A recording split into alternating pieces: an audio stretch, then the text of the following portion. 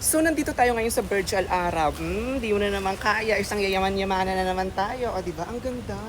Parang ako lang maingay. Eto na nga, bakit ba ako nandito ngayon sa Burj Al Arab? Ewan ko, parang nag-crave kasi ako sa fishball. So, ayan, pakita ko lang sa inyo ng very light. O, pak. O, taray. May mga umiihing duwende. Labas muna tayo para syempre mag-picture-picture muna tayo para masulit natin pagpasok natin dito. So ayan na nga. Tapos pinark ko lang muna yung mga Rolls Royce ko dyan sa labas, no? Kasi wala akong maparkingan sa bahay.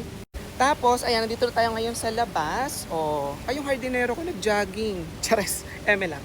Siyempre, hindi makukumpleto ang pagkakataon ito pag di tayo nakalakad dito sa very scenic na gitna ng Burj Al Arab.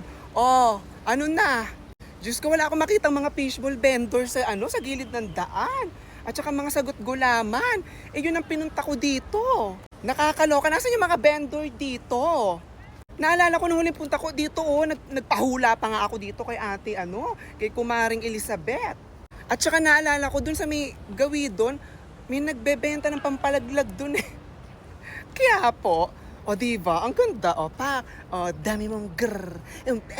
Grrr. Ganon. Abangan nyo lang sa vlog ko.